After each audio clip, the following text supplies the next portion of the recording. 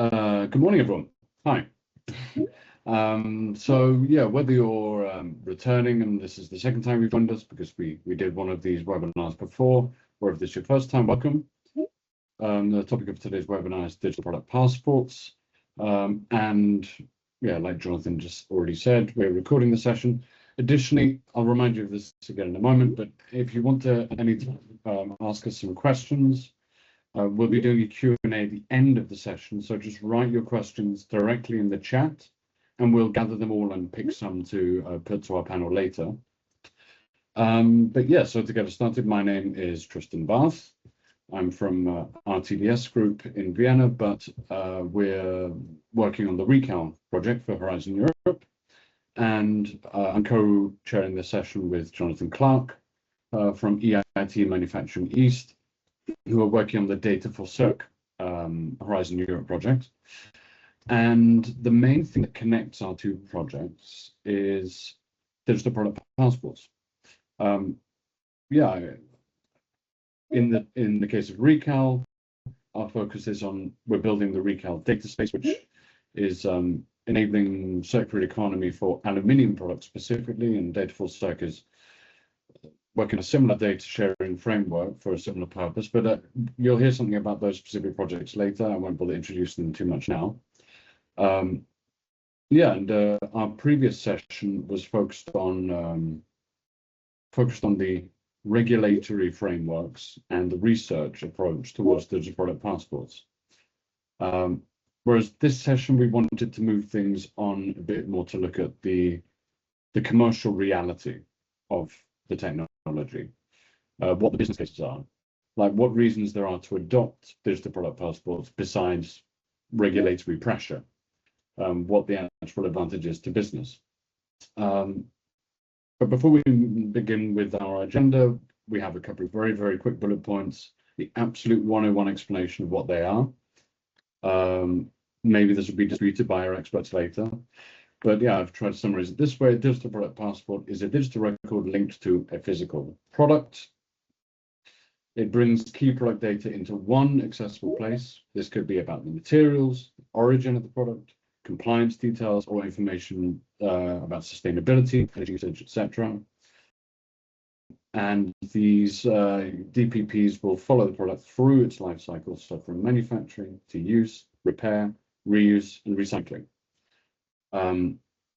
The goal is to kind of have agreed upon trusted product information that's accessible and easy to share and easy to verify by everyone. So that's the absolute nutshell. But what we're going to hear about today, we're going to hear from our panel of experts. We're going to hear 4 business cases, 4 kind of business use cases for digital product passport technology from 4 different panelists here. But I guess to get us started, yeah, we'll go straight to our keynote speaker. So I'll hand over to Avi Mutsipai from EuroCommerce. So I don't know if you want to get started, Avi. I have your slides. Sure, I can start. And thank you for the invitation. It's an honor to be here. We can start with the slides, I think. As you can see, my name, I'm Avi Mutsipai, and I work at EuroCommerce. I'm a policy advisor for product policy and sustainability. In the next slide, I will share very briefly a couple of words about EuroCommerce. We are the principal European association representing retailers and wholesalers across Europe. We have 34 member companies, 28 member state associations or European associations from European countries, and 14 affiliated members. We trade any product you can imagine, from food, DIY, and textiles to consumer electronics and much more. And for those products, we are distributors, but at the same time, in certain cases, we are considered manufacturers because we trade as well private label products. And this is important because there we create digital product passports, not just edit or interact with them.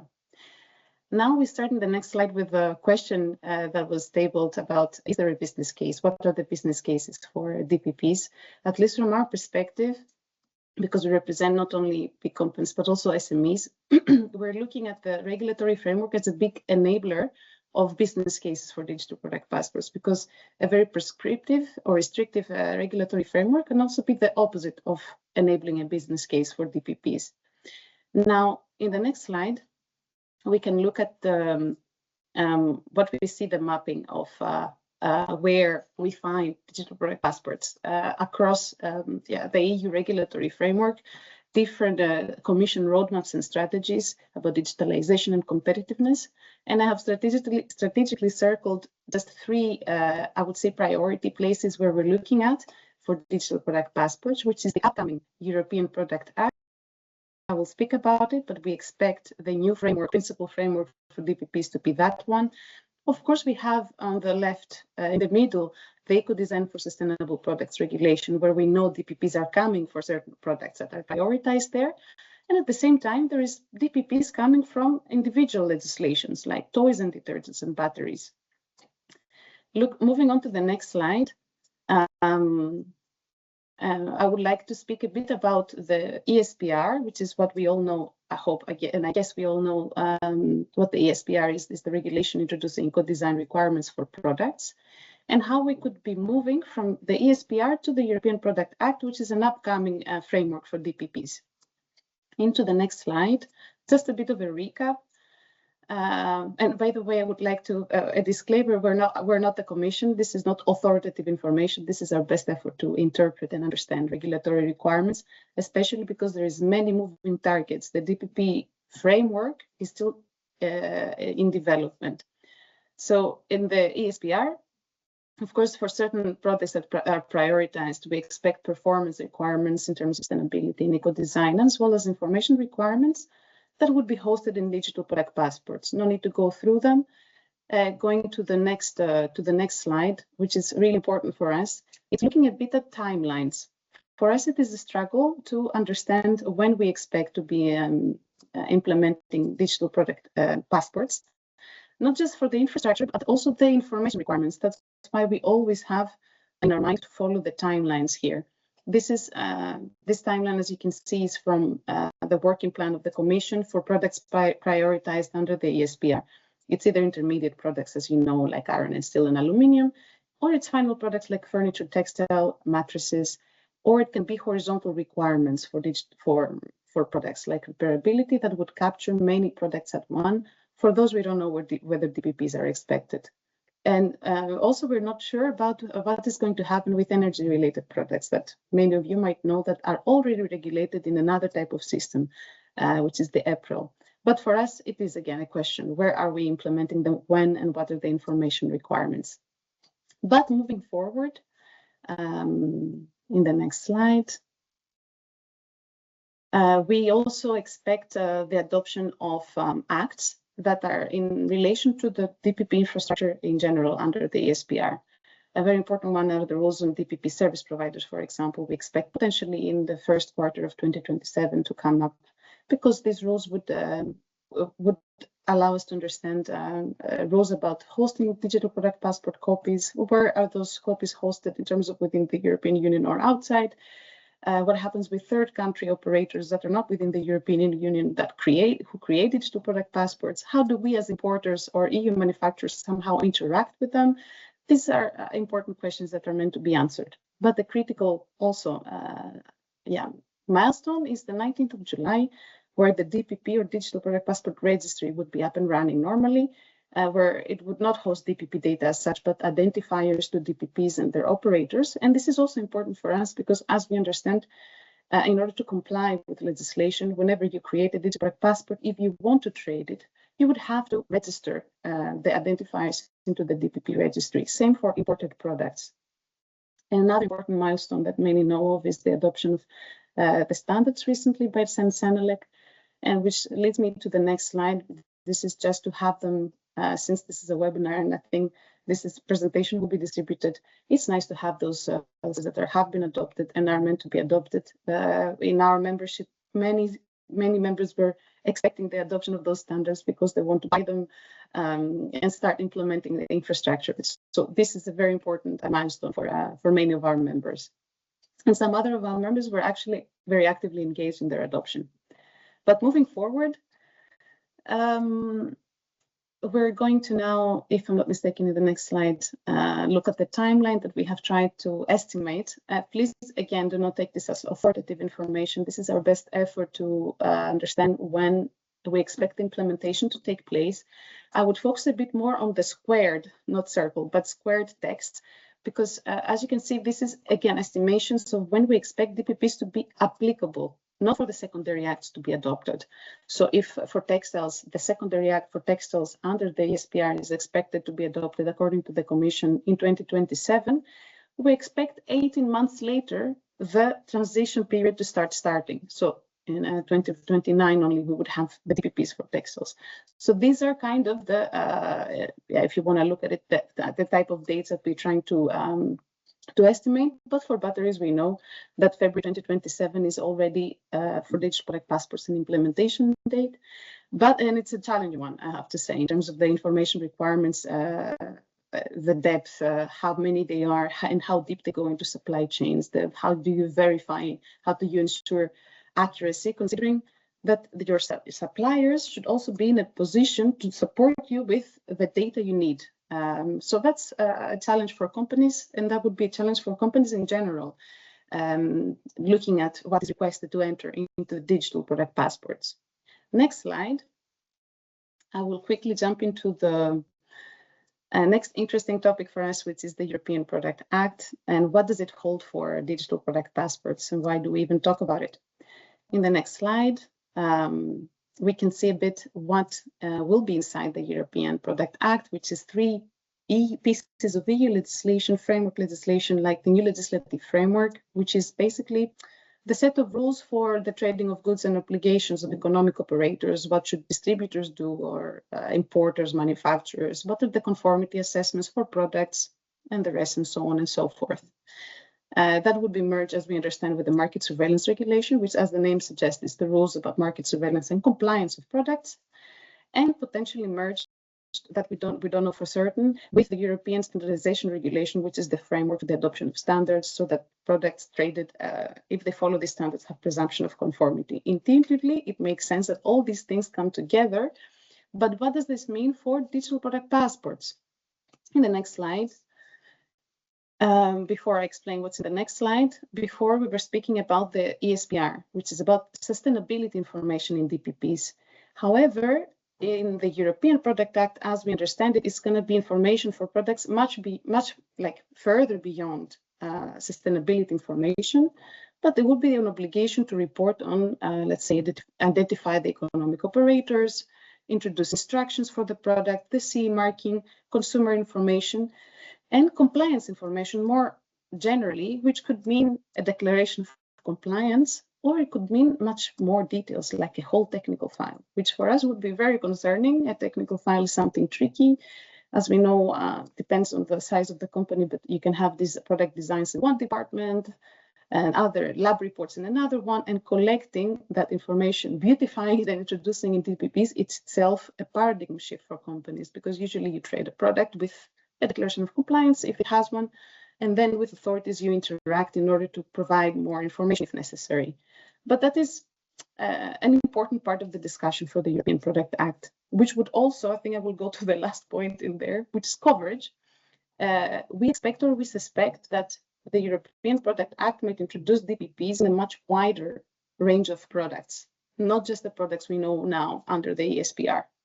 It's a question mark, and for some it's a hopeful development, because they already have invested in DPP infrastructures, and for some it's a question mark, especially those dealing with faster moving consumer goods that don't have very interesting user end-of-life phases to, let's say, justify fully such complex functionality of the digital product passport. Other interesting questions are circularity, the definition of actual legally of circular actors, like repairers, refurbishers, modifications on products, who is responsible for what type of modification, how do you log in the dates, the changes in digital product passports, and who is responsible for the new passport that has been edited, or should the new passport be created, linked, and these things we expect to also be discussed in the European Product Act. Same for the rules of the operators dealing with all these changes in passports, and and logging and changing information. Going on to the next slide now. And also looking at my time, regulatory framework important for us. It's about certainty and predictability and enabling conditions. Transition periods are crucial for us to know, as is the information we need to fill into the passport. And for one product, there has been many actors behind that have made sure that information is there and compliance information is there, which leads me to the width and depth of information requirements. The more they are, the more you need to prepare your suppliers and yourselves to prepare in order to make sure that the information you introduce into the passport is accurate, because of course, the information you introduce, you're responsible for, that comes with liability. So supply chain readiness is necessary, not just for digitalizing records, which is for some supply chains a new development, but it's also for ensuring that the information inside is correct. Standardization is crucial for us as well. How do you exchange information and data sharing, not within one company's PLMs or ERP systems, but also cross-sectorally and with other suppliers? Proportionate obligations are necessary for us, and the functionalities. Can we introduce more information than what is legally required in the DPPs? This is what makes a business case, for example. Are we legally allowed to? Can we adjust the presentation of languages in digital product passports based on location? That's also an enabling business case element, which moves me to the last slide to conclude. Which is, what are the business cases? Is there a business case for DPPs? We say yes, there are business cases, because DPPs can enable digital labeling. For us, it is very important, because introducing more information from the packaging, except of course for essential consumer information, that should stay on the packaging. But other information, if you move them in digital labels, you have the opportunity to avoid changing the packaging based on the country where you trade. That simplifies things greatly, reduces costs. Also, you can enable translations of the information inside the digital label instead of having to, again, change the packaging. You also reduce costs in terms of printing manuals and the rest. Branding is important. I think this is an obvious thing, how you can connect your company's name with information in the passport and with the consumer, and you can integrate functionalities for the consumer to interact with the product and your company at the same time. This is something we've seen from some of our members. Also, supply chain information and management, or even warehousing. There are certain technologies in certain data carriers that can enable things and automatize things within your own company. Sustainability, again, is another big enabler. The more you trace a product, you understand, you can log information about it, you can see how old it is, how used it is. So that's another enabler. That's a good business case for circular business models. And of course, another business case, of course, is in relation to automation, flexibility, because it's not static information necessarily what is in a DPP. You can amend it if you have to. If there's mistakes, you can change them. Of course, allow following legal requirements, and flexibility and compliance is another thing. That requirements in one place, and you don't have to be running around collecting information. That was me. I'm very curious to see what the rest will have to say, what the panel will discuss about the business cases, and I would like to thank you. Happy to receive questions on a later stage or contribute to the discussion, and I give the back word to you. Thank you very much, Evie. That was I think that's a very nice introduction. I would remind attendees that may have joined us in the last few minutes that firstly, that we're recording this session. And secondly, remind you that if you have any questions, I think the first one's already appeared. If you have any questions for any of the panelists or for the keynote, please just go ahead and write something in the chat, and we'll make sure to pose the question at the end, or at least as many as we can. Okay, so we've got a pretty convincing vision already for the use of DPPs for business at the end there. We're going to move on to our business cases presented by some of our experts here. We'll start off with Michael Heiss. So, Michael, would you like to go ahead? Thank you. You can see your slides again? Yeah, not the slides. I see just the headline. There we go. So, yeah. You should. Thank you. Yeah. So, we were asked to talk about business cases, and I think one important business cases for me is the democratizing of digital twins, I called it. Yeah. So in the sense making digital twins available to those people who need it, and in the other way, making them available to everybody, and also to guarantee that it's used by the people who can make a benefit of it. So next slide. If you have just one message which you remember from my talk, then I think it makes sense to have this visualization. And if you go to the next slide, so this is a little animated. So that the bicycle itself is the legal requirement. Huh? So this is the digital product passport, and this is required by law or by regulation. But what in order to implement this digital product passport, you need to have some container where you provide this information. And so in our case, we use the asset administration shell, and this is what is here visualized with the trailer. And what you put into the trailer, this is now up to you. Yeah. So you have, of course, on the one hand, the legal requirements which you have to put in the trailer, but in addition, you can also put a digital twin into this container which you provide with the digital product passport. Next slide. And to go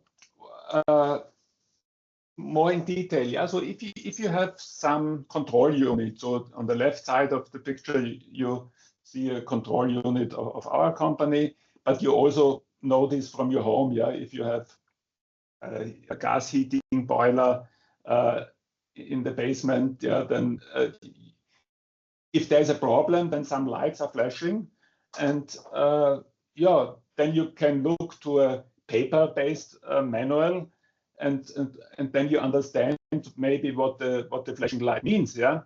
But what you really want is to solve the problem and not just to know what the flashing light means, yeah. And so if you have the paper manual, you first need to find it, and that takes a lot of time. If you have it in a digitalized way, then it's better. But what you really want is that you have this in a way that computers can work with it, because you are not interested to do this yourself. You just want to have the answer. Yeah? And so if you have it stored in a semantic network in a way that artificial intelligence can provide you the answer, this is what you really want. And next slide, please. And so again, the legal framework is that you have some identity of your device, and with the identity you get access to the documents. And on the right side of the picture, you see the legally required elements like the digital nameplate, the product carbon footprint, and the handover documentation. This is very simple, and it's easy to solve. But to do this in a systematic way, it makes sense to use a framework like this asset administration shell to provide this. And if you do this, then and this is this container, this trailer of the bicycle. Huh? And if you do this, then you can add also things which make sense for your business. And of course, it's more attractive to have a business advantage or the competitive advantage instead of just fulfilling a legal requirement. So next slide, please.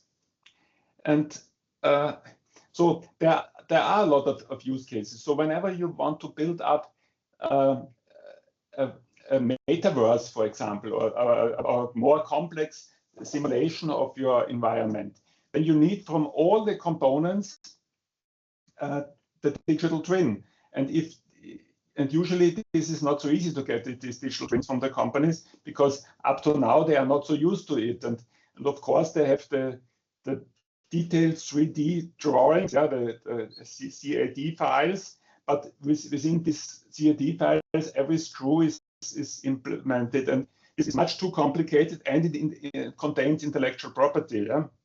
And therefore, it is necessary that it becomes state of the art to have this additional effort to provide a digital twin to your customer. And I'm convinced that in some years you will not be able to sell a product if you don't provide the digital twin of the product to it. Yeah, and business cases can be very different. So simulation and visualization is from the engineering point of view very important. What doesn't look so attractive, but can save you a lot of money, is this effortless onboarding of field devices. Yeah, in a large factory, if you have to onboard some device, then it is very helpful if you have the digital product passport and maybe the digital twin of the devices, that you can save a lot of money and time. And yeah, for maintenance, I think it's quite obvious. This was the introductory example. If you have some problem, then you can solve this. Then, of course, which is very well known, is for the circular economy, so for recycling. Yeah, and so on and so on. So there are a lot of use cases where it makes sense to have the digital product passport, and in particular where it makes also sense to have more information and more dynamic information about your product. And in general, what I stated here in my talk is to provide a digital twin. So next slide, I think. So the last, yeah. And yeah, thank you. This was my introductory statement, and we can discuss more and later. Excellent. Thank you very much, Michael. That was perfectly timed as well. So I think we're starting to get a few more questions in chat as well. So we'll keep going forward, and then we can bring some of those questions to the discussion. Yeah, so we'll move swiftly on to the next speaker just to keep on schedule. So next is Ivan, who I work with on the Recall project, who's also based in Vienna. Maybe even you want to just go ahead and get started. I don't know if you. Thank you very much, Tristan. Thank you. And thank you, everyone here as well, for actually giving a quite good overview of what we're doing here. And I will a little bit more jump on the specific sectors. Next slide, please. Next slide. And we are an ICT company. No, 1 second. So too fast, Tristan. Sorry. Apologies. We are an ICT company, so IT provider. And of course, for us, digital product passport is a little bit different from the view how we can implement it and where can we implement it. We have more than 40,000 customers around Europe. And of course, they are really linked to strict regulations which are coming up from the European Commission, and they're preparing for it. Next, please. And based on the timeline, of course, which is already available there for digital product passports, starting from all the possible product groups, for example, aluminium or even iron, steel, or construction materials, toys, tires, anything. So ICT products as well. Customers need to know where do they start, because we already starting to feel a bit of the question marks. Where do we start? How do we start? What is the data model behind it? What is the available technology? What do we do actually in this case? And one of the good examples, next slide, please, or on what it could be, is of course the infrastructure, which we as ICT companies, and specifically also CANCOM, we provide the secure, resilient, sovereign infrastructure for really strong and sustainable European data value creation, because we all speak about data. So digital product passport is not just the application, but the available data behind it. Next slide, please. With also talking about the specific business cases is, of course, what we see quite a lot right now on the news is the aluminium questions. We don't have enough raw material for aluminium. Energy costs are driving really going high, and as we all know, the production of aluminium costs quite a lot of energy. And we, as Europe, we want to keep the competitive advantage. We want to make sure that we don't lose our waste, so aluminium waste, that we recycle more, that we save energy. Next slide, please. And of course, this all requires specific technology which can support the higher striving aluminium recycling.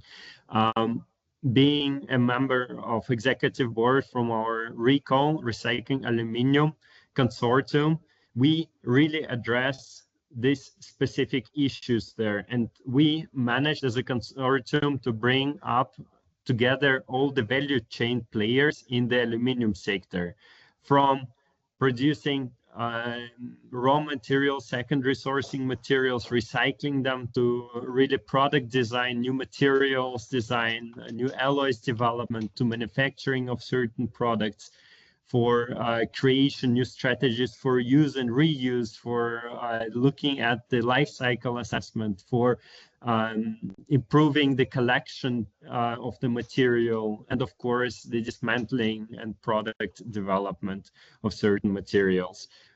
This needs a certain ecosystem which will support the data exchange between the value chain players, increase the waste purity, of course, which is collected, and of course all behind it is the digital product passport, which supports the robustness of traceability of scrap streams, real-time supply demand matchmaking, and of course boosting the recycling resilience I already started talking about. Next slide, please. And when we speak about specific value behind it, it's quite, when we have meetings with our customers, they always ask us, why do I need to invest in this? Why do I need to take a part in this consortium? Or why do I need to look at the new DPP strategies behind there? We, as RECOL Consortium, we have really specific, please go back. We have really specific KPIs there, which we really want to meet. And we really create value as a consortium. We create 40% faster lifecycle analysis, saving time and resources, faster material screening and material availability there in the market, and most importantly, by the use of recycled aluminium, we save energy.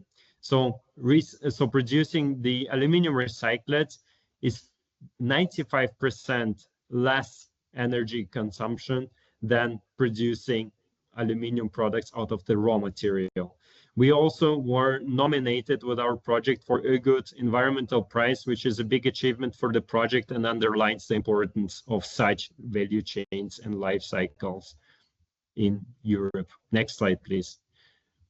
But of course, behind it, where do I get the data from? And when we speak about the central platforms where the data is collected and stored centrally and worked on centrally, or digital product pass gets all the data from the single source of truth, let's put it this way, or the such called hubs or data lakes have the full control of the access to their data and also where the data is stored. And when we speak about data sovereignty topics, this is not where the companies are ready to share the data then with the third-party providers or the DPP owners, let's put it this way, the technology owners. And this is why such a data space, a network ecosystem, allows the most 100% decentral, 100% sovereign infrastructure where data remains at its source by the value chain players, and the stakeholders have still the full control of their data and who can access their data or technical services. Next slide, please. And just to give you a quick overview, the RECOL Consortium is really complex, and we managed to create such an ecosystem and link many different data centers and infrastructure together to create such a network where we, as a technology provider, are not being a part of this network, of this data space, and just basically allowing the companies to share the data. So also really important to say we're basing all this network on open source components so that there is no vendor lock-in, which is really important specifically in our digital sovereignty themes right now. Next slide, please, and the last one. It's all about data. So our really important statement to you all, of course, one side is the data collection, the data processing, the data model behind it, so that the companies can talk to each other, the industry partners can talk to each other.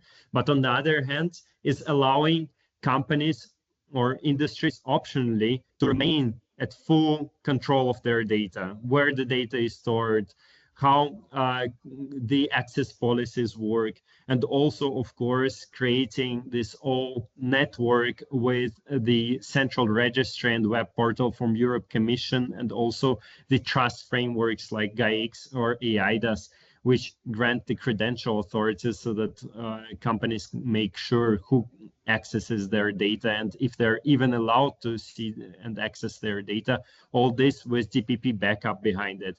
So our statement is, as a Recall Consortium, as CANCOM, it's really important to make sure that the data is there and you can use the data in a certain data model. And of course, make sure that the digital data sovereignty is also considered for the digital product passport. More questions, we can discuss this, of course, in the question and answer session. Thank you. Excellent. Thank you, Ivan. Okay, well, in the interests of keeping things on schedule, I guess we could move straight on to Erica then. I mean, yeah, so Erica from Electrolux Group and also presenting on behalf of a research project, please go ahead. Oh, you're muted, Erica, sorry. Don't know about that. Yeah, really sorry for that. Thank you so much, Brilliant. Tristan, for having me today. So I really take a little bit inspiration of this really few minutes speech by the presentation of Avi, I guess, with really great links to the framework, legislative framework evolution. It's really inspiring. Thank you so much. If we can go to the next slide, please. So only a few, I guess, discussion points that could be interesting for us today. I hope so. So first of all, I guess we have to talk about the part related to the data granularity. So what that mean in terms of DPP and the DPP definition for the industry to move toward deeper data granularity. You know, I'm from Electrolux. I'm representing a company that is dealing with the white goods within a specific research project that is PSS PASS, that is a research and innovation action. So first of all, we would like to investigate this specific aspect. So what does mean deeper data granularity, but what does imply to translation from product information generated and managed at ENC level to a system based on a serial number level information? Why and when this shift makes effectively sense for industry? And most importantly, is it sustainable in the long term? This is the first question. But anyhow, going a little bit ahead, obviously this element could be effectively cause or anyhow increase in data quantity, and consequently we can have an increase of data management complexity. But the other side of the moon there, I guess, it could be that it is enable a much more precise understanding of individual product conditions, which becomes essential when services are involved. So the second item reported there is related to how we can really interpret the DPP. It's a simple extension of a legacy system already in place to comply with regulatory frameworks, or there is more potential effectively in leveraging the data required by regulation within a more integrated service-oriented system like the PSS PASS solution can effectively occur. So at the end of the day, we are trying to understand, or anyhow, PSS PASS, the project is a little bit trying to understand if we are looking to a compliance-driven evolution or the foundation of a new digital ecosystem where data effectively becomes the enablers of services and value creation.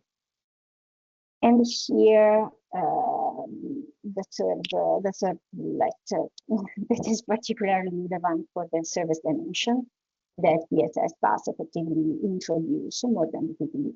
There is a strong focus, I guess, within the project on the product rather than on the product owner.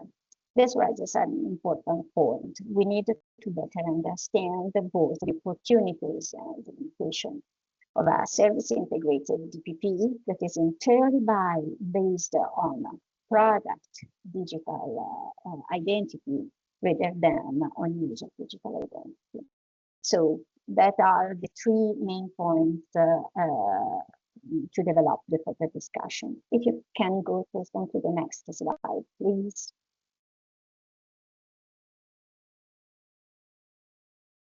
Okay, so at the end, I guess that we can go a little bit more in detail. As already said, PSS Pass, this funded project is a research and innovation action, and there is a strong interest in exploring the mechanisms that can enable added value services and help to unlock the circular economy business models. The focus here is not only the end of life phase, but rather on leveraging the product's current status, its residual value, and the information available during its use phase. I would like to illustrate a little bit better the use case that we are trying to develop within the project. We are considering cycle-based appliances, connected appliances. It could be, for instance, a washing machine.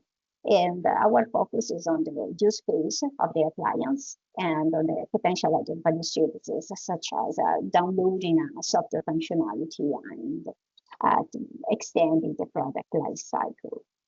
So to enable this, the information about the conditions and the status of the appliance must be automatically available without going really into specific details about what kind of data are required. We can make a simple observation. So the individual events occurring during the use phase, events that may affect the product's eligibility for added value services,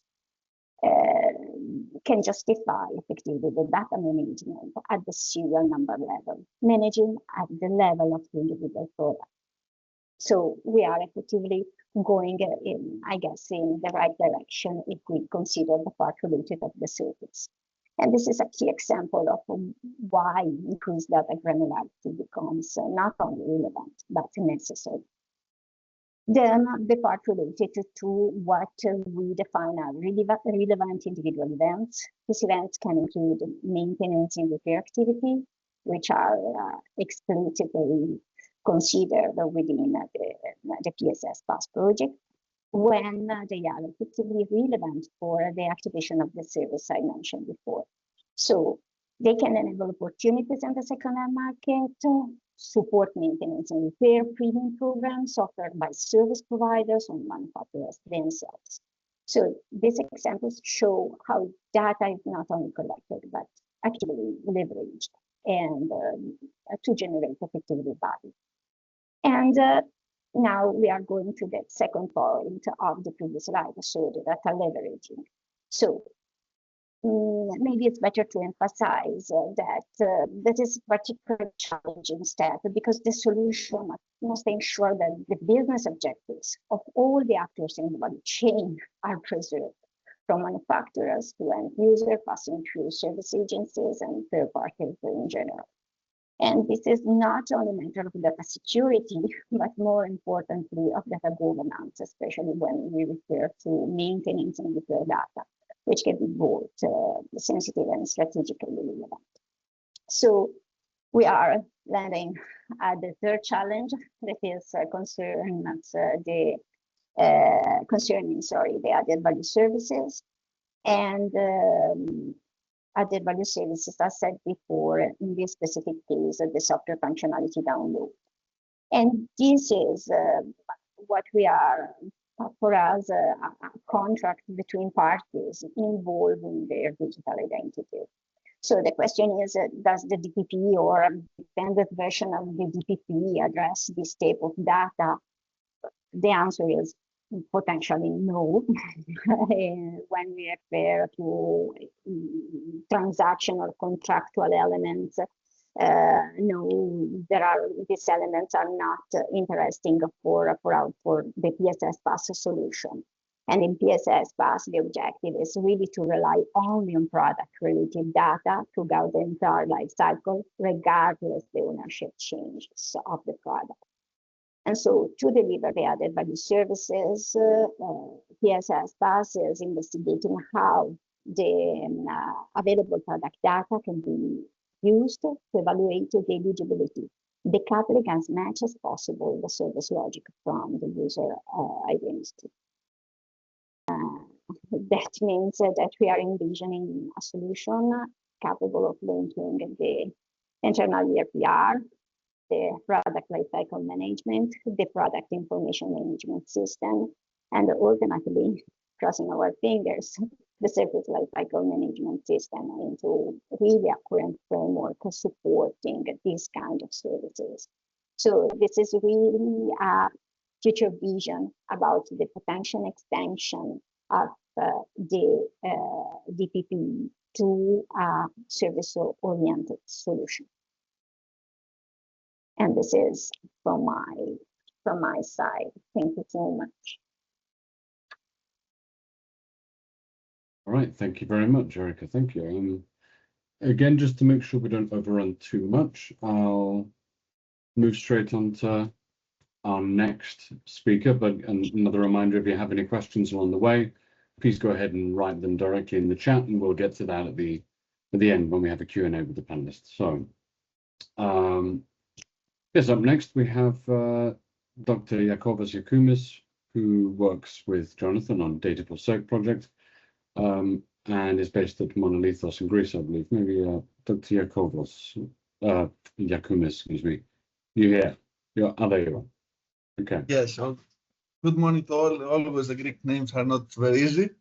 Thank you, Tristan and Jonathan, for inviting us in order to present in this very interesting webinar. And since I'm the last speaker, I have the opportunity and I like to see some of the discussion in the chat, so I would like to contribute in this too. So please, next slide.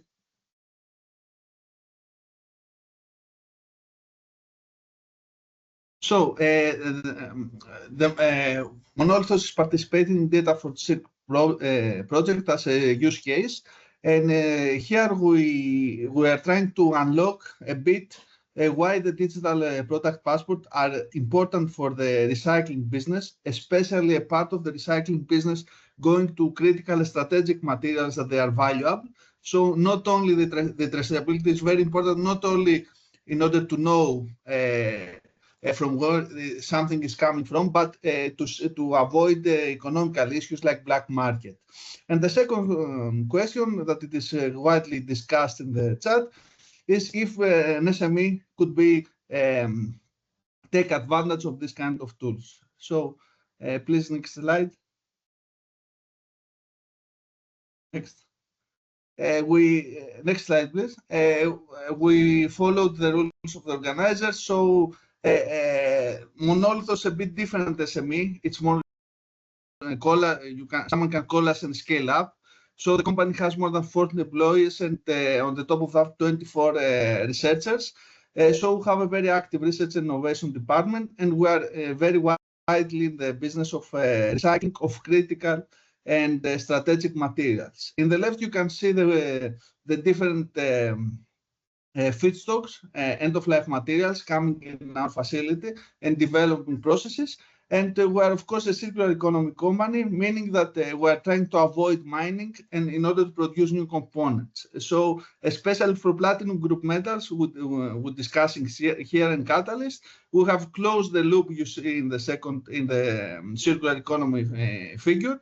And for every one spent catalyst that is coming in our facility, we can produce 2 new catalysts for emission control. And we are doing this inside the company, having developed a process to recover the platinum group metals. and then to valorize them in order to produce new catalysts. And all this process has been patented. And this process is coming from an SME in Greece. And I'm trying to, in the next slides, I will try to show to you why the digital passport issue is important for us. So please, next slide. Okay, here is the DATA4CIRC approach. And all aspects here, they are very important. And they have been discussed by previous panelists, so I don't need to emphasize a lot in them. I would like to emphasize in three different things. One is the green premium. We all know that in our cars, in our components, in every day components, we are trying to substitute metals and other materials that they are toxic or could be toxic after concentration with non-toxic one.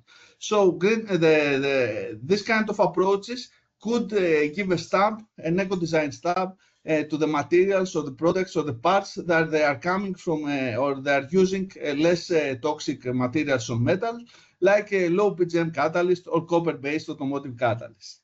The second thing is the enabling of traceability. Traceability of the metals, especially of the critical strategic metals like platinum group metals, lithium or rares, is very important, not only in order to follow them in the environmental way, which is very important. The other thing is that we need to follow them in order to know how they were mined. For example, if we used somewhere in Far Asia or in Africa, children in the mines, or if they are coming from the black market, because this kind of metals, they can be used as investment properties too, especially the platinum group metals, platinum, palladium, and rhodium. So the traceability is very important, not only for environmental reasons, they are very important for economical and societal reasons too. And third, we are very happy and very proud that in DATA4CIRC we have validation. We not only create data, we validate the products and we correlate the data with findings. So Stellantis is participating in the project, so they will validate the findings of the project and the data we generate from it. So next slide, please.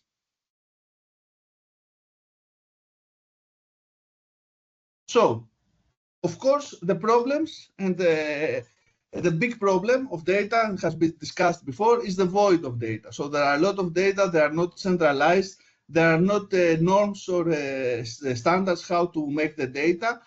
However, from the perspective of an SME, like this can get only better and not worse. Meaning that right now, most of the SMEs and the scale-ups we have our own data. We don't have access to data of other companies, of bigger companies or other technologies. So even with the digital passport and the data they generate for them, especially if they become open access, or even if you have to pay for them, they will be very important for us in order to get data from the whole market, in order to understand better our position in the market. So we could get access to data that we cannot generate ourselves. So in this kind of, with this kind of thinking, for an SME, especially an innovative SME, it's very important to have access in data. The second is the operational business value. Is what I described you before. We cannot buy materials for recycling from unknown sources or from sources that we don't know how it has been. For example, more of you know about the thefts of the automotive catalytic converters due to their price and things like that. So as companies, we are not allowed and we do not have to buy parts, even for recycling, that it is of unknown origin. So the traceability and how, if we can follow the route of the part, how it manufactured and then how it used, it's very important for economical point of view too. And the third is the strategic ecosystem value. So the tools that we generate in the DATA4CIRC, both the platforms for the data and the AI-assisted LCA, is very important for SMEs because, as I told you, it's very difficult to get access to data of this kind of quality. So in this way, we could, after the universal implementation of a digital passport, in this way, we can standardize the data, so a lot more people and SMEs could have access to them, either open access or even after payment to the producers. So in this way, it is a step forward in order to smaller the gap between the knowledge that the big companies and the national companies have and the knowledge that the SMEs and national companies have. So for all this reason, we are very happy to participate in DATA4CIRC project. We have very nice collaboration and we have very nice data until now. And we are hoping that by the end of the project, we have a very nice AI-assisted LCA tool in order to be able to be used in this kind of activities like the recycling of critical and strategic materials. Thank you very much. All right, Okay, thank you very much. All right, please, Jonathan, go ahead. Yeah, thank you very much, Yakovos. Thank you very much to all of the speakers, to Evie as a keynote, and for the other panelist speakers as well. It was great to have those very swift elevator pitches, those lightning pitches on the business case. We've got some great questions come in for the discussion, and I see some of the speakers have already been getting stuck into those in the chat as well. So thank you all for that engagement. We're going to begin now with the panel discussion. So we're going to talk to the speakers. Evie is very welcome to join in this as well, though. If she has any comments, we've got a couple of pre-prepared questions for them to discuss amongst themselves, and then I'll also open up after that. We'll give them about 20 minutes with the pre-prepared questions that I'll put to them, but then we'll open it up as well to some of the questions that have been in the chat, and we've been collecting those. So I'll begin. The first question that we had in the program was, if the ESPR did not exist, would you still invest in DPPs? Okay, we've touched on this in some of the presentations already, but I'll put that to the panel if anyone has any extra thoughts now that we've had each of the lightning business cases. That's the very short message from my side.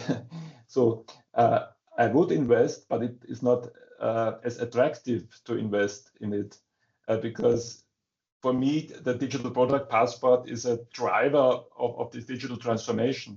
And if there is no regulation aspect, then maybe it would not be distributed in the way as it is with the regulatory requirement.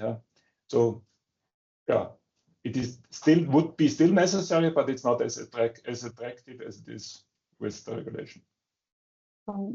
I take occasion to say something because if I remember well, Evie in the speech mentioned April, so I guess really a consideration about that has to be done. So the implementation of this PR is one of the main targets for energy using products. I guess like anyhow, there is a robust standardization process in place to develop the vertical implementation of certain standard series, particularly regarding reliability, durability, upgradability indexes, and so on.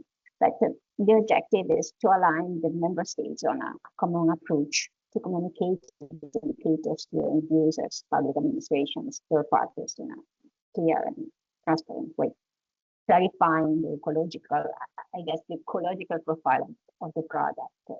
But that is really the reflection that I have for white goods. So the extension of what is already in place, that means April, can be considered maybe the natural path forward.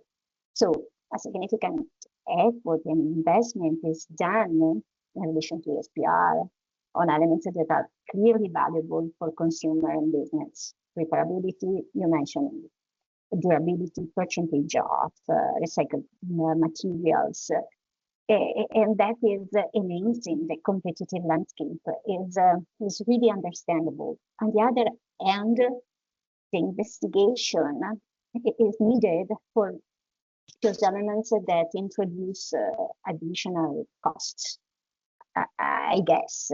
And there are effectively some aspects, such as the link with the use case, the real-time status of the product, the single product characterization could be effectively sustainable when they are directly connected to product-related services and associated business models. This is the reflection that I have. So if I invest in VTP, yes, yes, but the point is, what is the best way forward, the sustainable way forward for us?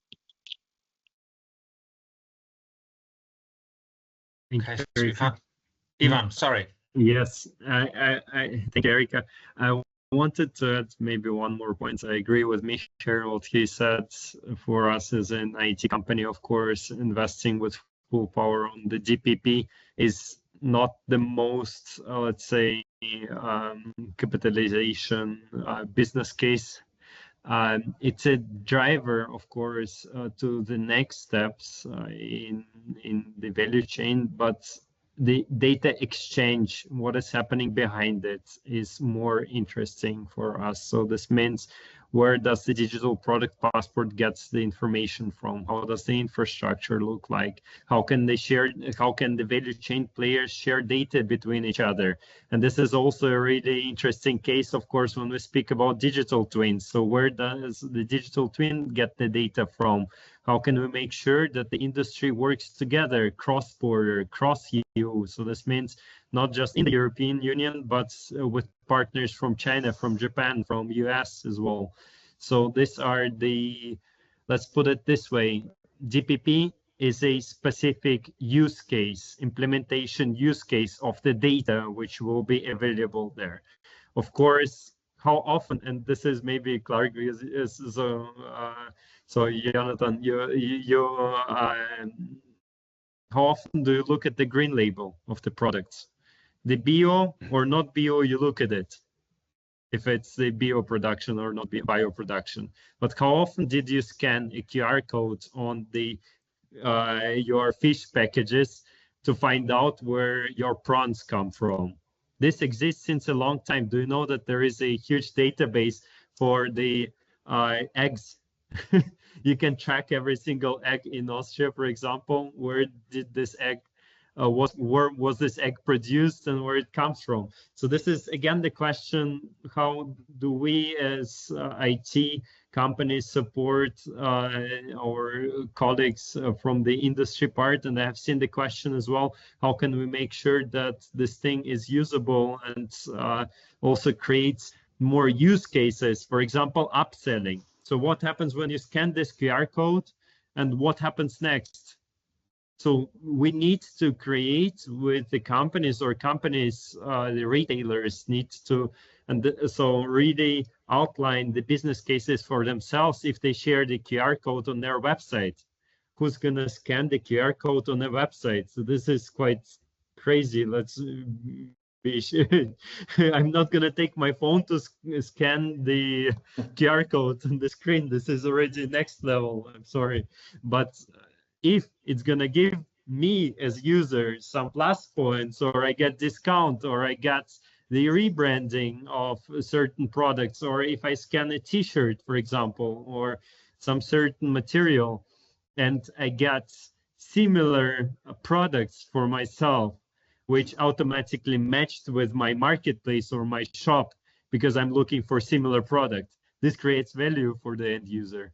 But of course, it's a deep dive discussion, which can go on for a few workshops and days. If I could add one only sentence, I think that I agree with Ivan, but I think that in this, how we stand today, maybe the digital passport is more important and very valuable for the states and the companies too. So I don't know if we have reached the level of the end user, but for example, the states, especially in Europe, could understand where the recyclables are going. For example, only 1% of the rare earths that they used in the European Union is recycled within European Union. So the states could understand where their end-of-life components go and where they are recycled, if they are recycled in third countries, for example, and things like that. They are very important not only to the end customer, but even with the problems we have with the geopolitical problems, even to the way of life we have. So to have our own metals and materials that we are using and reuse them and recycle them within European Union.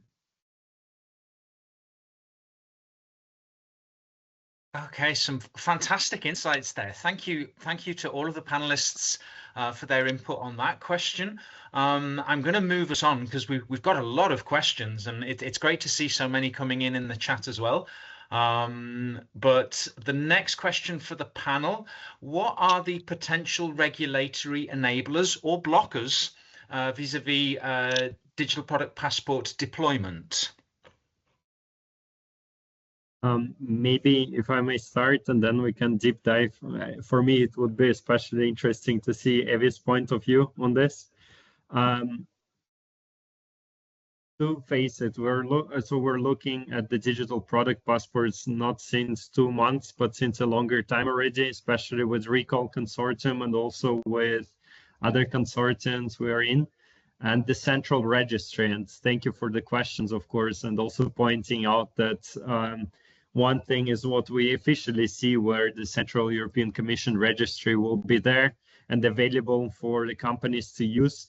And the web portal, of course, where the lists of so DPPs will be there.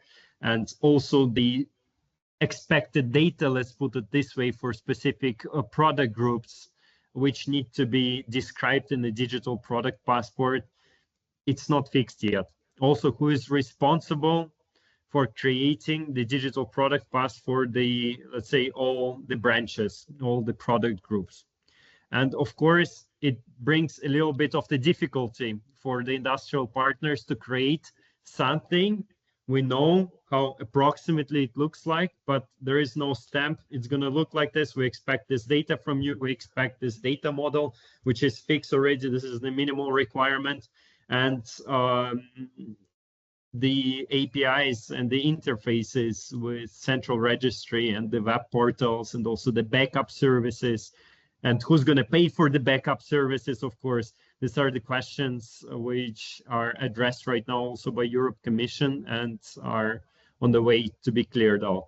So Evi, maybe if you can add a few points on this. I think you said it really well, Ivan. These are questions we also have.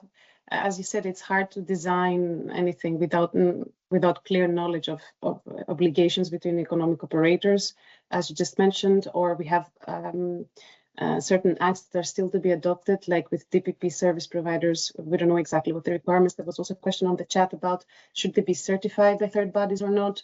What does that mean for the cost if you use certified DPP service providers, if it's requested by the Commission from this delegated act? And of course, other questions as to how, previous speakers mentioned the serialization, granularity of data, but it also means other types of complexity, because the more you serialize or the more data you need to include that is confidential or commercially sensitive, the more access arrangements you have to make for different economic operators or authorities to enter this type of data that can reflect on cost potentially. And most importantly, for us, it is more the importance in having a phased approach in how you introduce what type of data and how deep the data is in the supply chains. Not every supply chain is as mature to provide the data, not just the content, but also in the format you want. There's so many moving targets, so it is important that the regulatory framework ensures a phased approach as to how deep you go. The potential is there. I think many of the speakers showed how it can work also for circular economy, verifying data where things are coming from, ethically speaking, but it has to happen with, it has to coincide with the maturity of the supply chains and the companies to be able to collect this data in the appropriate way.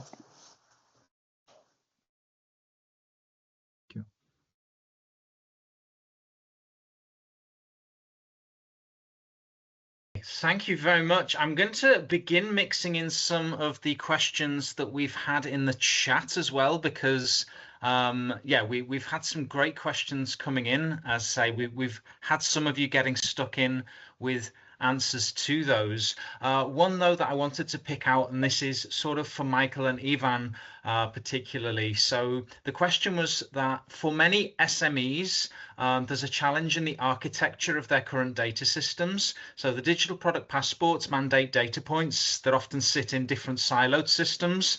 So they gave the person asking this question gave an example. The battery pass has a long list of over 90 different data points. How would you address this? So that's one for Michael and Ivan. Yeah, I already tried to answer it via the chat. So yeah, it's not just for small and medium enterprises that they have a challenge with the architecture of the current data systems. So we are all in the digital transformation process, and this is currently the time to take care of this architecture. And it's not just to fulfill a legal requirement of the digital product passport, but it will make your business more mature or more appropriate for the future to take care of this data system architecture. So therefore, it's a clear yes, you have to take care of it. But on the other hand, if the digital product passport regulations goes too far, and if there are too many parameters, this is not my decision to say if this is too much or not too much. But there are tools. So if you have a data structure in your system, so if you do it with our products, with this Team Center, and you have everything there, and then you have connectors to the digital product passport, and then you have not the problem. But it's right, you need to have done your homework in taking care of your architecture of your data. And and I cannot help you if you don't have this. So at least not for free.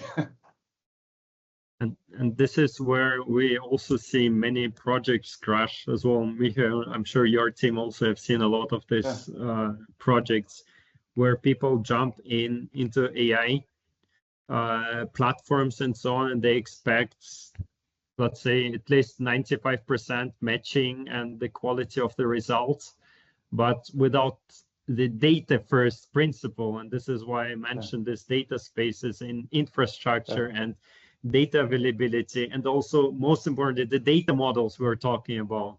Without doing this first homework, you can have 20, 30, 40 different trust domains where your data is decentralized. But if you have 40 APIs just for your SME, where you make sure that the systems can talk to each other, and then one more application comes and you need to restructure all the existing interfaces and APIs. Of course, this will lead you to really high costs, where we can support Siemens or Cancom can support you guys, of course. But on the other hand, we really tell our customers, partners to do their homework. So thank you, Michael, for your thoughts on this, because without doing this homework, it's just going to cost you. And of course, we're happy if you come to us and you pay us more, but if to be really transparent with you, please do your homework with structuring the data and trying to finalize your data silos.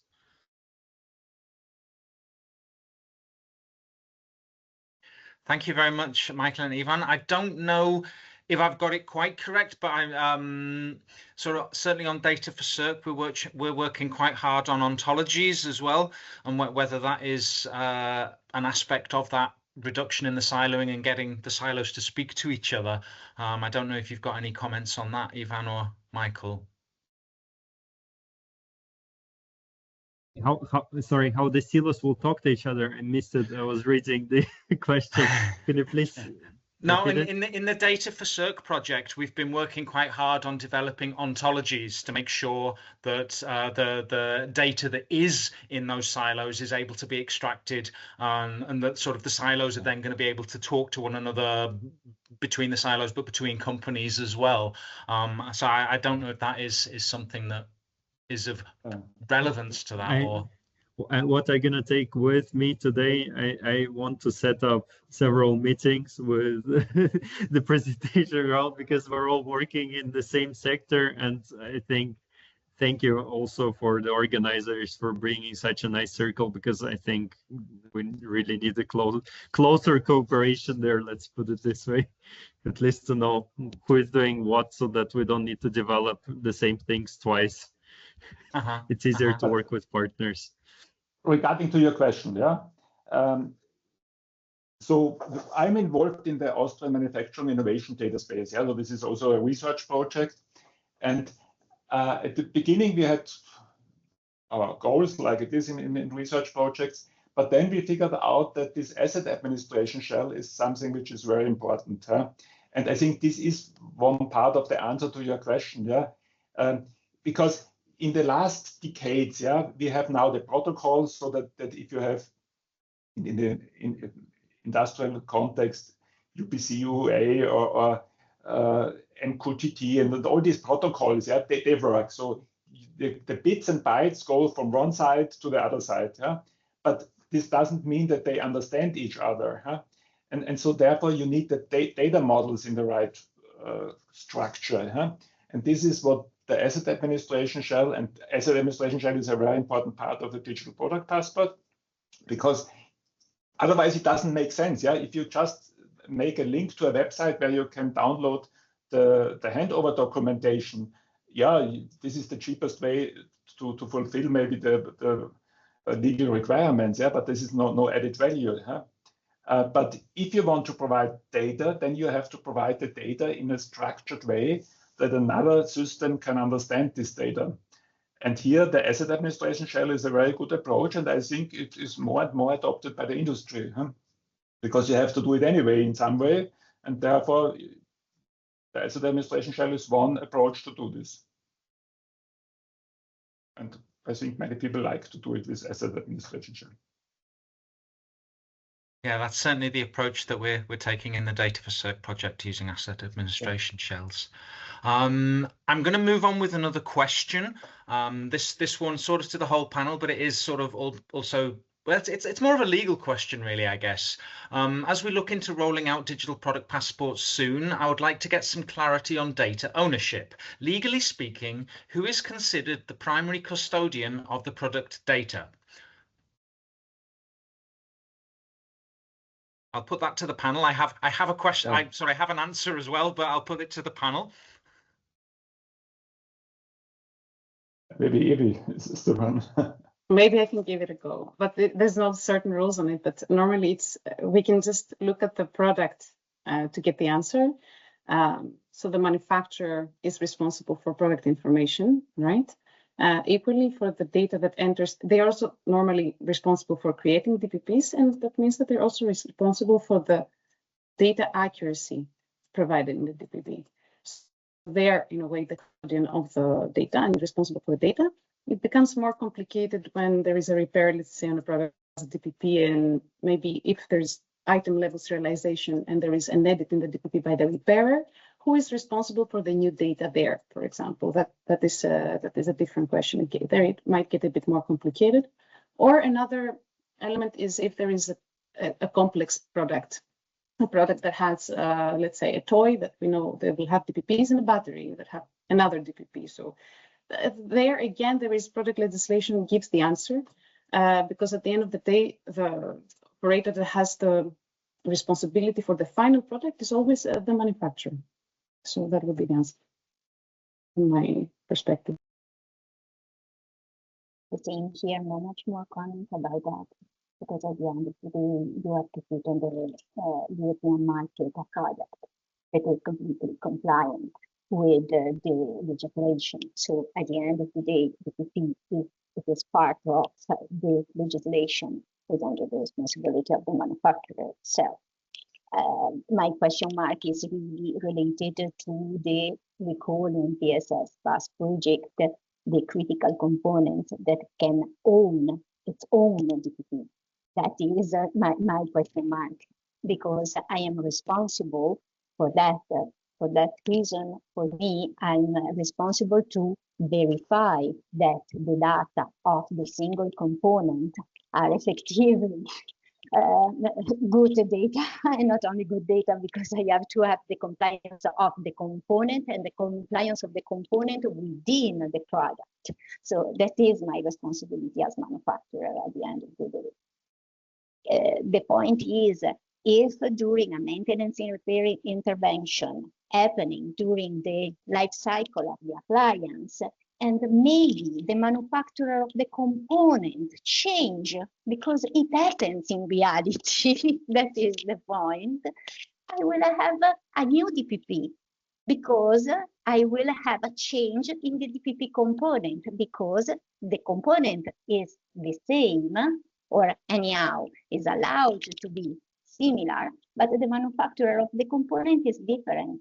So there is, this evolution of the DPP as document that imply a mechanism that has to be allowed, understood, and investigated. This is the reason, because we are talking about services and how DPP is effectively changing. And that is the reason why we take care a little bit about what happens during the life, really the working phase of the appliance or any product lifetime. That is. Erika, if I may add, these are questions that will be dealt with under the European Product Act. That's what we've seen in the questionnaires of the impact assessment. And it makes sense actually, because if you edit the product, repair it somehow, you might be responsible only for the part that you repaired on this component. Or if you do, if your repair or whatever refabrication changes the compliance nature of the product, then you might assume as a repairer responsibility for the whole product. It won't be shared between two operators. But then, as you said, it's an issue of, at the end, who takes the responsibility for the DPP? Do you create a new one, a copy, or do you edit the old one? Because that creates implications about who stores the copy then. If you create a new product, potentially you have to store a new DPP copy as well. So yes, the point is why I'm creating this new product. There is an shift ownership behind or not. That is the second part, and the service related part that could be help a little bit the technical part, so the product part. So we're trying really to balance between the two and try to understand if the cost of a replication of a DPP could be effectively supported or anyhow could be sustainable or not. But this is questions. There are investigations that has to be done behind. I'm going to jump back in. So I've got a little memo popped up on my screen. We've got 5 minutes left of our meeting. I don't know if the speakers are able to volunteer any more of their time. It's fine if you're unable to. We've got a lot of questions that have come in, and it's been an absolutely fascinating discussion hearing some of the answers to those. I would propose that maybe we'll carry on with those for maybe another 10 or 15 minutes. Those of us who are able to stay are welcome to stay. If you're unable to stay, that's absolutely fine, because the webinar was due to end at 12:30, and we're happy to stick to that if people have to leave. But I will put another question or two out there if people are able to stay and people are able to answer, just because it's been very productive and very, very interesting so far. Related a little bit, I think, to the question that we've just been discussing. So there was a question in the chat about if Siemens washing machine is listed on a marketplace, is Siemens fully responsible for creating and maintaining the DPP? I think we've sort of answered that already. Going forward, if no valid DPP exists, should that product be considered non-compliant and therefore not listed? I think was a question that was still open. One of the requirements for the digital product passport is the backup services. So this means if one of the companies who provided certain data and who created the TPP, let's say, doesn't exist anymore, So Europe Commission, and of course all the industry is trying to address this issue and says, well, there should be a backup service so that the data will be still available. The problem is, and this is the question which we addressed already, who's going to pay for the infrastructure of this backup service? So we see it more as a business case for financial institutions, for the insurance groups, and also, of course, for certain companies who are providing, for example, like GS1 with the resolver, GS1 resolver, or also the big ICT companies as managed service. So this means if Europe Commission more or less provides certain grants for the ICT companies who will provide this backup service for the DPP.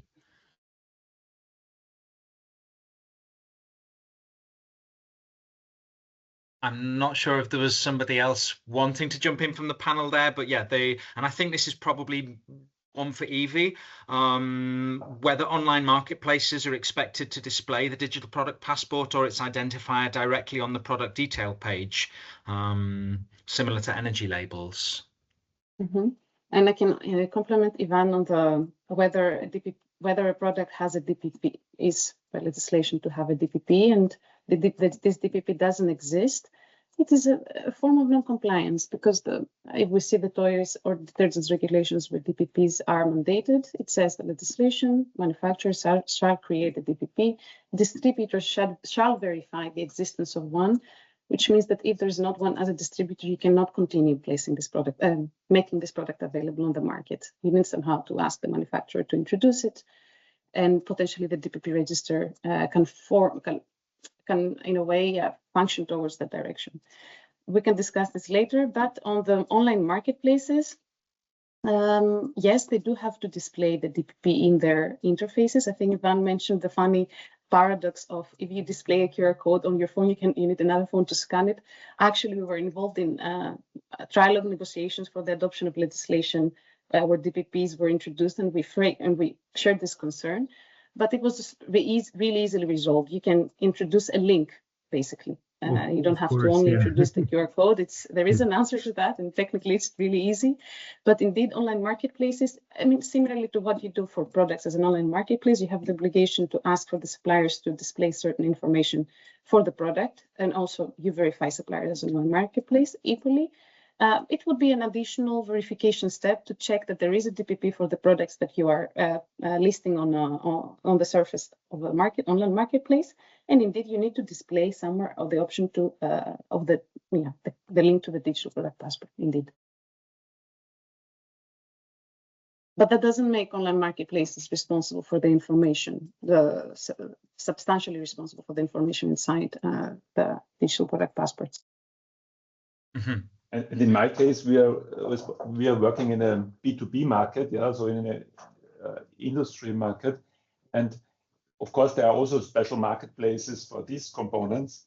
And so the provider of the component is very interested to have this digital product passport here provided as soon as he has the infrastructure. Of course, maybe not today, but even today, people try to have as much information as possible for their products, because they want to make the buyer of the project, the engineering, as easy as possible. And so this starts with simple icons that you can use it in your PowerPoints or in your presentations already, how the product looks like. But this is old-fashioned. So every information was in the past 2D, but today the information is 3D, and why shouldn't you also provide the 3D information about your product? And this can then be very helpful in the engineering process. So the products which we sell, or many of our customers sell, they are not end products. They are components which are built into machines or in factories or in other things. So there is a lot of work necessary after the purchasing moment. And to make this this after purchasing process as easy as possible is a big competitive advantage, yeah, because it reduces the total cost of ownership for the customers. Yeah? So there is a drive, there is a need for this. Yeah, this is not just legal requirement. This comes back to my original statement. Yeah, so the legal requirement pushes all these technologies. Yeah, and all the others can use it. So this is the positive view on digital product passports. Yeah? Okay, I'll sort of have to begin rounding up a little bit. There have been so many questions in the chat, and there's a couple that I wish we could get to, but I'm going to pick out one, and it's Michael's just talked about the business to business use, and Ivan touched a little bit on earlier how there's information available to consumers about where eggs come from or where fish comes from. One of the questions we had in the chat was, to what extent is research on digital product passports focused on consumer behavior and end user adoption compared to being primarily driven by regulatory compliance perspectives, and I guess also the manufacturer's perspective, business to business? So in particular, how do current digital product passport systems address or fail to address end user impact in industries? And the industry they've mentioned is fashion, but maybe we work in other industries here as well. But yeah, to what extent are we looking at end user consumer behavior as well? Okay. Maybe a little bit I think the occasion to say something for the part related to the B2C part, and so the engagement of the end consumer. If I take a look to the last decades, what has been done in order to make understandable the energy label, for instance, think not only with April and so all the part of legislative compliance, but EuroCommerce, for instance, I had in mind in order to really touch with the same data that we are using for legislative compliance, the real needs, the really pain point of the user, of the end user. That is a really long path done in order to make digestible for the end users some indexes that are used for compliance for sure, for internal reporting for sure, but for fair comparison between products for sure. That is the point. So the first thing is we have to give, I guess, and this is my personal opinion, we have to give to the consumer a tool in order to have fair comparison, because this is a building block for a fair competitive playground. That is the point. That is what European Commission is doing since a while, I guess, because with the energy label mechanism, we had a real fair mechanism to fair compare the products. And we give this possibility to the end user. If we are able to enlarge the scope of the energy label to sustainability and digitalization, really, we can really be able to give to the end user the tools, the data that he needs in order to judge the product during its working life cycle. That is a little bit of the thing, not only at the shopping moment, but for instance, to buy a second-hand appliance. That could be something that could be useful. I guess that is a key point to be considered. What we did in the past with all we had, and we have a little bit to put the accent on the elements that are not yet considered in energy label, but could be really interesting for the end user. The point is the end user has to understand what we are telling to him. That's the other point, in my opinion.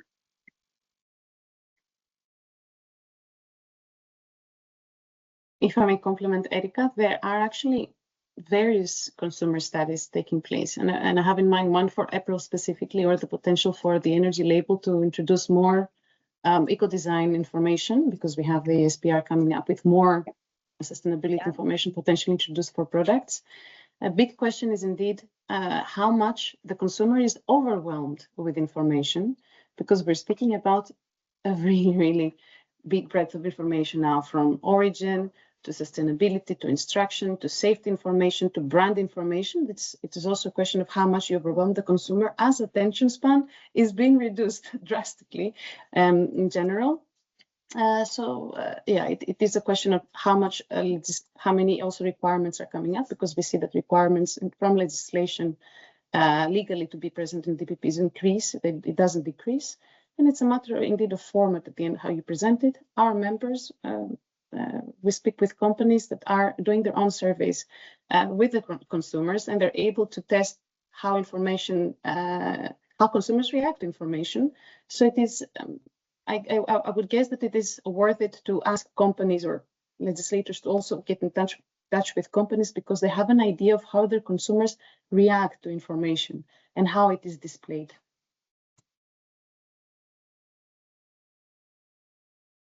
If there aren't any immediate comments, I think we are going to have to begin wrapping up. Thank you to all of the speakers for their insights. It's been really interesting listening to the discussion. Thank you for everyone who's joined us and put questions in. I'm very sorry that we've not been able to get to answer all of the questions. We are going to follow up. We'll send out the recording. As we mentioned, we've recorded the session, so maybe some of the people who've had to leave already, because we're a little bit over time, maybe they'll be able to catch the end of the discussion and the recording as well. Tristan, do you have any final thoughts? We do have a slide with QR codes if you are not following the DATA4CIRC project and the Recal project already on our social media channels. We've got some QR codes, which Ivan said he wouldn't scan a QR code on a screen, but maybe some of you would be willing to if you're interested in following us there. But Tristan, do you have any final thoughts? No, I mean, all I would add is, I mean, yeah, like you said, I think we may have to do a third one of these. I mean, it's a topic that opens up so much discussion and interests everyone. And we barely scratched the surface of all the questions we received. So, you know, keep an eye on your inboxes. We'll send out the recording, and we will post some sort of report about the session online, and maybe we'll have to do a follow-up, even for this one as well. So thank you very much for all the engagement, especially to our panelists who were fantastic. Yes, thank you again to everyone. Yeah, thank you. Thank you very much. Thank you very much. Have a great day. Have a great day and weekend. Goodbye. Have a nice weekend. Bye. Ciao. Ciao. Thank you, everyone. Bye. Thank you, Bob. Thank you.